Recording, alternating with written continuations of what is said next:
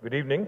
Thank you. I'd like to firstly acknowledge the fact that we showed up late, but you all stayed. Thank you for that.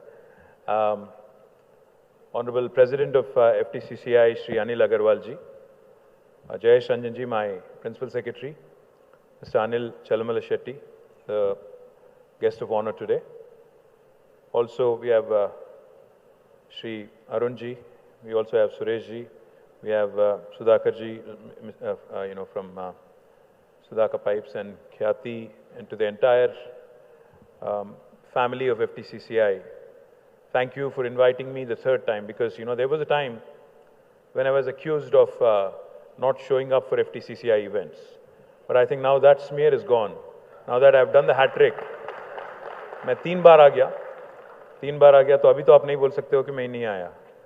और मैं ये भी कहना चाहता हूं कि तेलंगाना बनने के बाद तीसरी इलेक्शन भी आगे आने वाली है. तो जैसे मैंने हैट ट्रिक किया आपके साथ, आप भी मेरे साथ हैट ट्रिक करो और मुझे वापस लाओ.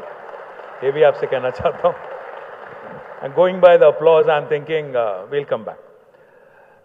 Just quickly, Mr. Agarwal spoke about how the state has grown by leaps and bounds. Arunji also was pointing out to how this is a bright spot for the industry across the nation. Blowing one's own trumpet all the time is not a very cool thing, but it's my fiduciary responsibility also to make sure that all of you understand the kind of growth that we have witnessed over the last 9 years, especially as we enter the 10th year after the formation of the state. Let me quickly highlight a few things. Of course, governance is a permanent institution. Government is a permanent institution. The leaders who head the government might change, but it's a continuous process. Lots of times what happens is, especially from a business perspective, policy continuity is extremely important. There is one government during whose tenure you would have set up an industry, and you would expect that whatever promises were made by that particular government will be kept by the succeeding government as well, irrespective of political affiliations, irrespective of their overall strategies and overall worldviews.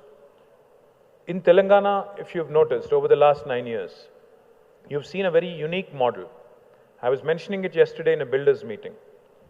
I think most of you who are seniors, and because you work in an organization which was set up in 1971, I'm presuming that most of you are Hyderabadis and who've been here for the longest time, for 3, 4, 5 decades and more.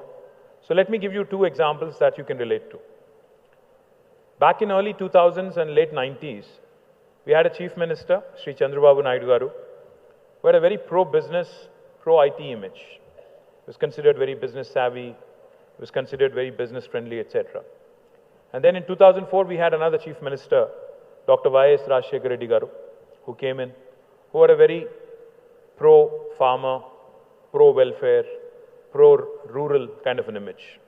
So we had a chief minister who was pro-business, pro-urban, pro-business, and then we had a chief minister who was pro-farmer, pro-rural, pro-poor. But today, if you look at Telangana, what makes this unique is KCR Garu has an image of both. In fact, it's a blend of best in both.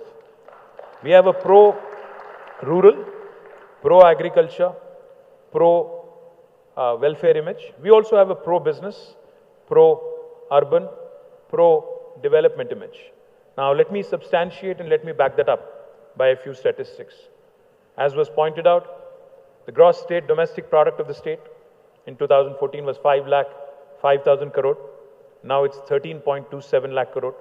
It's a huge, humongous growth, highest for any state in the country. The per capita was 1,12,000 in 2014. Now it's 3,17,000, highest for any state in India today.